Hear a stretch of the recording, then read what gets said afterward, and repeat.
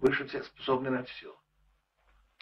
В 1974 году через своих московских знакомых я установил и поддерживал контакты с рядом сотрудников дипломатических представительств буржуазных государств в Москве. И в частности с первым секретарем внутриполитической секции посольства США в СССР Игорем Белоусовичем. От него я получил антисоветскую литературу, изданную за границей и привезенную в нашу страну для распространения. На следствии я подробно рассказал о совершенном мною преступлении. Хочу отметить, что после долгого раздумья я понял, что глубоко заблуждался и что моя деятельность во многом была вредной. Поэтому я искренне сожалею о содеянном мною, раскаиваюсь в содеянном и осуждаю совершенное мною преступление. Желаю также отметить, ибо обязан это сделать, что моему отцу Константину Гамсахурдзе ничего не было известно о моей антисоветской деятельности.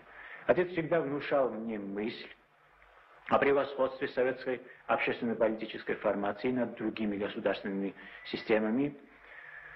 Он и доказывал это на конкретных примерах.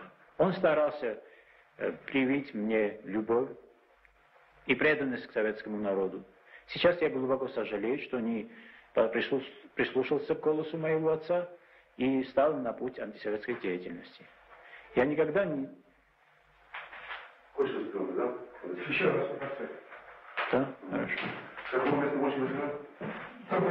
Да, желаю также отметить, ибо обязан это сделать.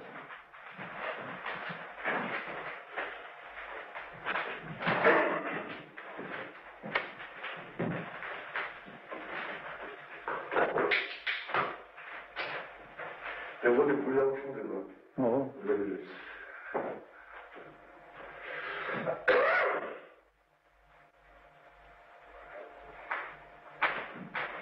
Что моему отцу Константину Гамсахурдзе ничего не было известно о моей антисоветской деятельности.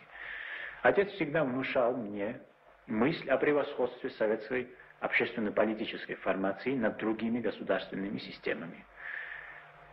Он всегда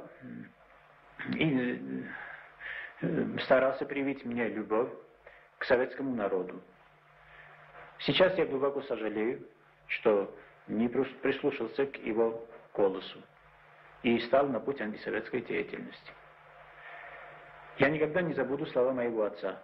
Служить преданно нашему народу, культуре и языку можно только открыто и честно.